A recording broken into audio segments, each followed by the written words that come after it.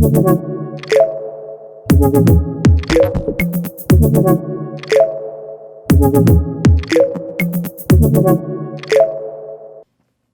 mean, come on. Come on, look how good this thing looks. It looks so good. So this is the Tesla Model Y standard performance model. I've been waiting for this car for so long. I almost didn't buy the Model 3 because I was waiting for this to come out. And a year after it was announced, here it is in the driveway. So I know there's already Model Y videos out there, but every video I'm seeing is the Performance Plus. It's the lowered suspension, the 20-inch wheels, the red calipers. This is the standard performance model, so it has the 19-inch Gemini wheels. A couple things different with it from the Performance Plus, and we're gonna go through all of it. But look how good it looks, right?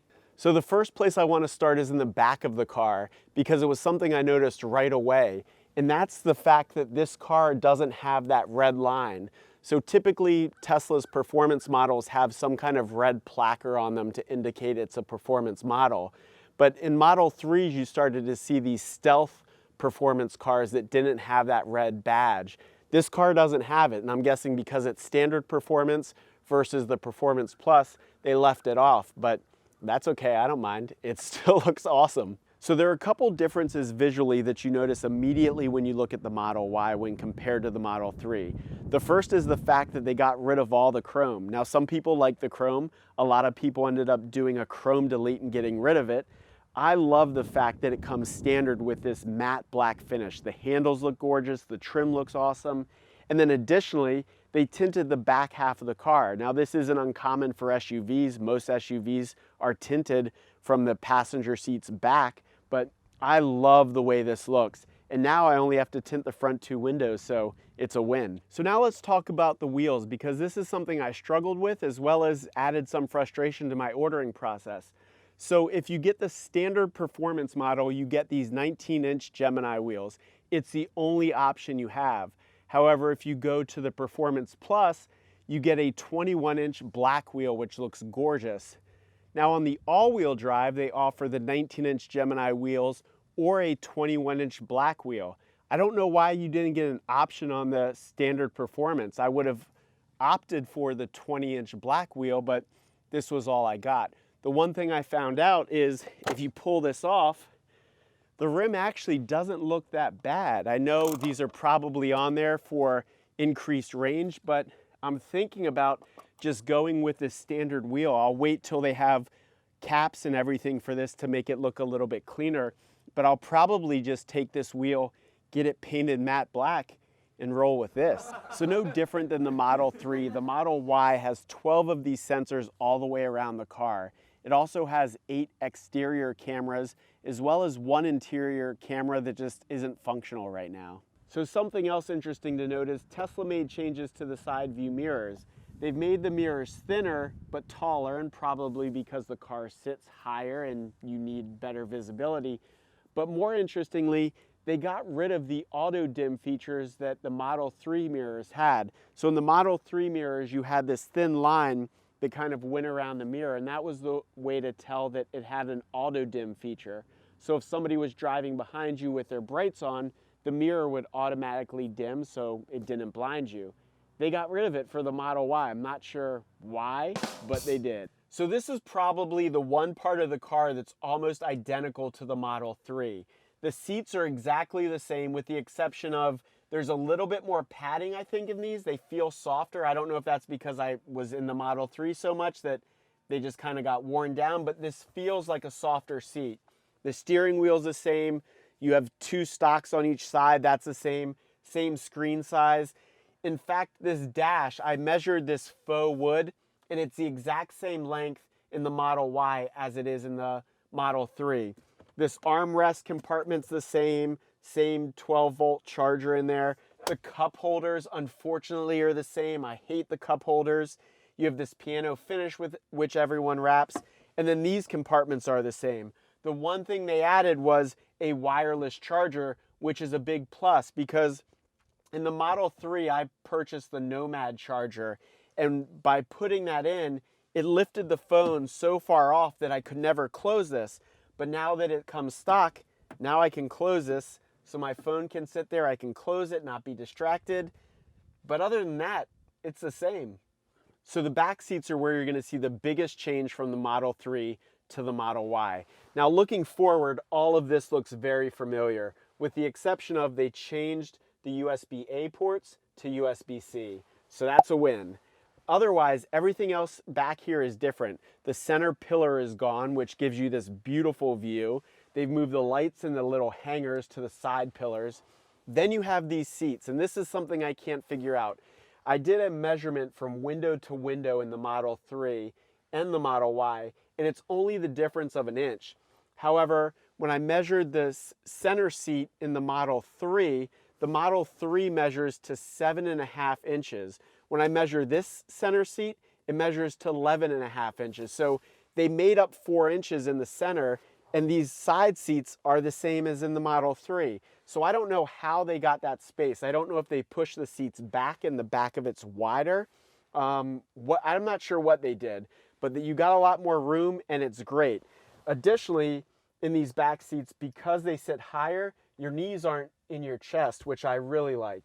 Something my kids are gonna love are the seats recline. Now I will say, because they moved that center pillar back and it's right here, my head hits it. So I'm 5'10" and my head's hitting this.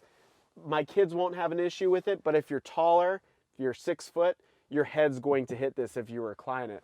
But otherwise, I mean, it's great. These seats all recline independently, so you can fold these seats down however you want. You could do a 60-40, you could do individually. This is the change I wanted. I love these back seats and I love this view. I might let Lindsay drive and I can sit back here. So last but not least, the trunk. Now this is something that is a welcome addition to this car over the Model 3. The Model 3 was usable. I used it for 9 months and I could fit all the stuff I needed to fit in it for work. But just having this tailgate and having it be automatic is incredible. I absolutely love everything about this. Aside from the fact that it's big up top, there's now 2 storage compartments and this holds itself. You have this small compartment in the back. You have 2 cubbies on each side, which is great. And this doesn't work all the time, but you have 2 buttons here that'll allow the seats to fold down. And they're not mechanical other than the mechanical latch. So sometimes you pull it, if it doesn't go, there it goes. So there you have it. I mean, this is the Model Y. How good is this? It is just incredible. I love everything about it, but it's not perfect. Let me show you some of the issues I have with it in terms of production and some of the things that just didn't go right, but it's pretty much perfect. So one thing they did change up front is this visor. The visor is the same size, it seems, but when you pull it off, it's just this little dimple now that seems to be a magnet. So you can put it there and it kind of sticks, but I don't know that I like that it doesn't have something that really clicks in. It just kind of sits there, but that's the change to the visor. So the first thing I noticed when I got the car and started to go through it was there's a rip in the seat. I'm not crazy about that. And I called Tesla. They said that they would note it in my account, and once seats are available, they'll take care of it. But who wants to get a seat that's ripped when it's a brand new car? The other thing is this little hanger. So this hanger is supposed to lock, but it doesn't work. If you look over here on this one comes up, closes, comes out, closes. So it works on that one, but this one's busted. It just doesn't close. So from an exterior standpoint, I noticed this charge cover doesn't sit flush. It's not the end of the world, it just doesn't sit flush. And then here on the back in the paint, you can see that's a little bit rough. That's not smooth. And then up top at the tailgate, there's a little bit bigger of a gap than I think supposed to be there. Tesla said they can shift the tailgate up and fix that. So I'm gonna have them look at that when I take the car in to get HomeLink installed. So one of the things that always bothered me about the Model 3 was that the trunk and the frunk were not automatic. Now they sell third-party kits that you can buy that would allow you to make the trunk and the frunk an automatic option. However, knowing I was getting rid of the car, I didn't spend the money and do the upgrade. Now the Model Y takes care of the trunk issue because the trunk now is automatic.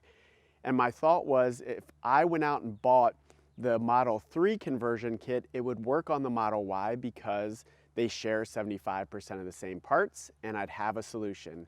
However, there's an issue. So I went ahead and took off the cover, and the first thing you'll notice is that they changed the arm on the Model Y. So there used to be a strut that ran down to connect the frunk to the car. Now it's this metal arm. And if you look way down in there, you can see there still is a strut that connects right at the end there. So obviously the Model 3 conversion kit is not going to work because the strut's a different length.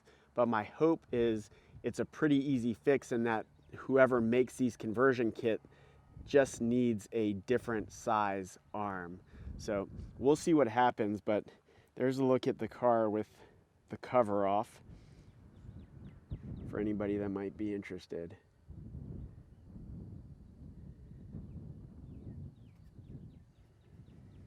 So another question that comes up is this location where it looks like there could be a hitch. What's under there? Are they prepping for a hitch? Is there already something under there? Well, I've gone ahead and pulled it off, and hopefully with the right light you can see that there's no bolts, there's nothing. What you're looking at right there is the inside of that trunk compartment, but there's nothing underneath here for a hitch. So no hitch. Maybe in a future release there will be a hitch option, but right now there isn't. So there it is, the Tesla Model Y standard performance in all its glory. As much as there's some little things that need to get worked out, I absolutely love this car. I love the size, I love the way it looks. It just, overall, it's a win. So thanks for watching. If you have any questions, leave them below, and I'll try to get back to them. I'm gonna have an accessories video coming up. I bought a bunch of accessories that I'm gonna be installing and putting in the car, so make sure you check them out. Thanks for watching. See you next time.